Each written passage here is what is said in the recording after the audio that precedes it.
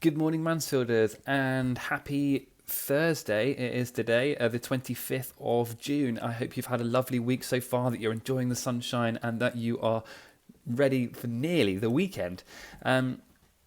You join me today in the Mansfield office. I've ducked back into school to just do a few bits and bobs this morning.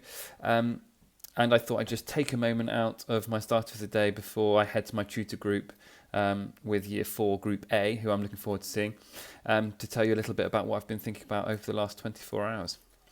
And something that's really got me thinking is something that was sent by Jemima. So this week we have been tasked with being kind and doing some random acts of kindness, and I really enjoyed collecting some rubbish yesterday in St George's Park. I couldn't believe, sadly, how much I managed to pick up in only 10-15 minutes. I managed to kind of fill half a bag with all sorts of bits and bobs. But the park is a marginally better for it, so I'm glad to do that, and I'm sure I'll be out again today doing that this afternoon in the sunshine.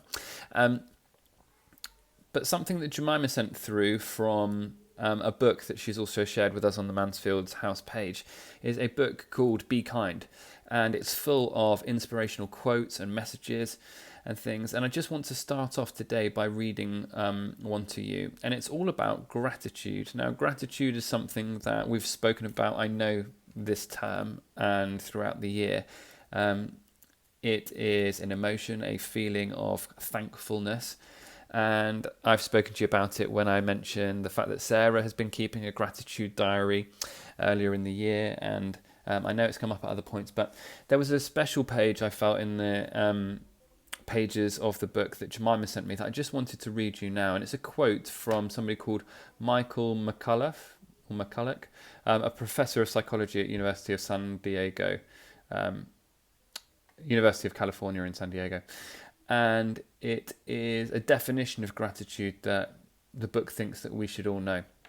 And it says this: gratitude is an emotion that helps us hang on to special people in our lives by motivating us to become special people in their lives.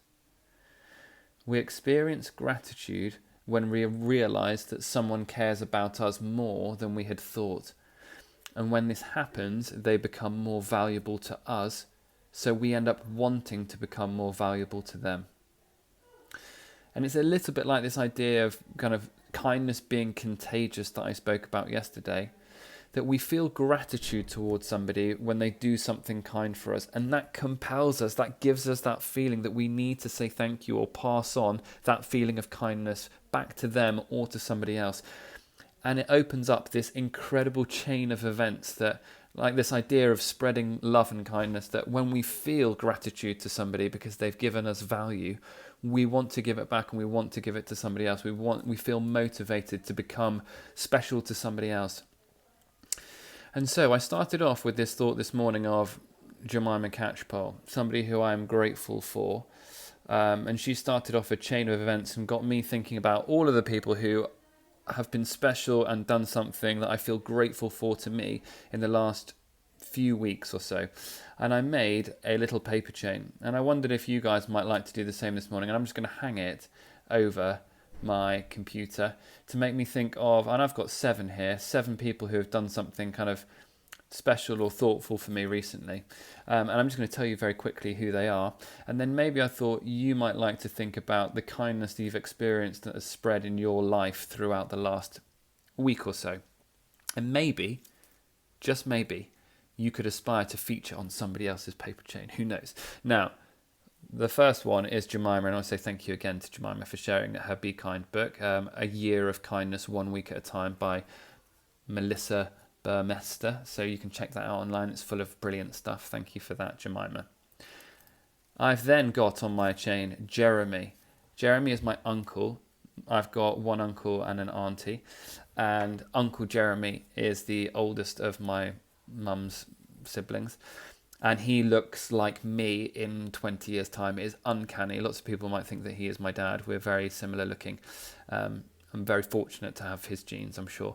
And he has done something really nice for our family, where as soon as there was a lockdown, he's big into his gardening, and he sent sunflower seeds to all the members of our family. So we have been planting sunflower seeds and got very competitive online.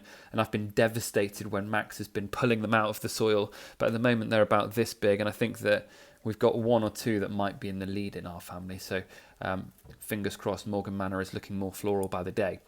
The next one I've got on there is Mrs. Gillam. Now, lots of you will remember Mrs. Gillam from the pre-pep, but she is somebody who over the last couple of days I have seen working incredibly hard in Mansfield, because Mary House, the building that we are currently in, is being used by the year 3s for their learning. And she is running around full of beans, even though she's been doing it every day since March, since the lockdown she's been in. She is still bringing cheer to everybody that steps foot in this building by just working incredibly hard. And she's made me smile already this morning, and it was a lovely start to my day to see her. So she's made it onto my 7 special people. Another is one of the Toms, who you guys have seen before.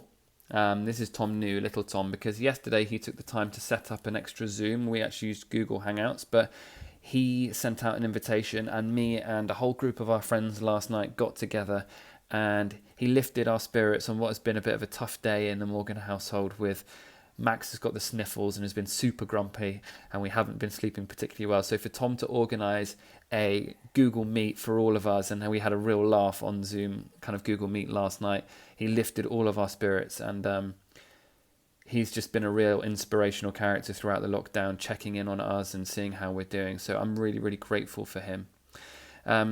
Sarah features next, obviously my absolutely glorious wife, the one and only Sarah Morgan. I could list a million things about what I'm grateful for her, but particularly in the last 24 hours when Max has been particularly grumbly and been testing us, and she's been really tested by him throwing his weight around. She's dug deep and found kind of depths of strength that I didn't know she had in her. So I'm super grateful for her for making tea last night and all sorts of different things that she does in the Morgan household. Penultimate, number 6. I've been a bit sneaky on this one. I've put the house team, the Mansfield house team. So that's everybody involved in the house. Mrs. Walton and Mr. Tierney, Miss McGrath and Mr. Higgins, and of course Mrs. Pearce and Mrs. Crosley. And I'm incredibly grateful for them and hearing from them, and I'm really looking forward to our paths crossing again. They've been just checking in with me, and I with them occasionally. I've been hoping to kind of see them more, but I'm still incredibly grateful for the fact that they're checking in with you and feeding back to me on how they're doing, and still being part of kind of the house, away from the house. So really, really grateful for them. And then the last one I'm going to finish on by telling you about is this guy, Mr. Michael Morpurgo. And he is featured heavily in the Year 5 slides and work that we've done over the last term. And I'm just incredibly grateful for his books, because I've been reading a few to our class, both The Wreck of the Zanzibar and now Kenzuki's Kingdom. Lucky for you, Year 4s, if that's what you guys get to do next year. And they are incredibly moving books, and they are books that show very often amazing kindness. So I've been reading recently to the Year 5s all about Kenzuki and Kenzuki's Kingdom, and he goes to the lengths of kindness where he actually saves a life, but we'll come back to that one next year. And also in Wreck of the Zanzibar, the kind of kindness that we see between the family and the people in the village on the Scilly Isles is something to really behold. And I get lost in those stories by Michael Morpurgo when I'm reading them. And I'm super grateful to him and to other authors who, even in times of difficulty at the moment, I can turn to their pages and get lost in their worlds and enjoy the kind of journeys of their characters. So I'm grateful for books, and I'm grateful for Michael Morpurgo. So that's just an insight into the 7 wonders of my world at the moment. I wonder who the 7 people that you might think of are. They don't have to be your 7 best mates or 7 members of your family. They can be anybody, people you know or don't know, that you can be grateful for. But I encourage you today to, while still continuing to think about doing a random act of kindness this week if you haven't, think about who and what you're grateful for, because by showing gratitude and experiencing it, we realize that we care about people, people care about us, and we increase the kind of our value to other people when we show gratitude to them. Okay, have a lovely Thursday. I look forward to seeing you on your Zooms and hearing about how you're getting on Friday this week. And roll on the weekend and get out in that sunshine, get your sun cream on, make sure you're wearing your hats, and have a lovely, lovely day. Bye from, it's not Morgan Manor today, it's the Mansfield Manor. Goodbye from the office, and I'll see you soon.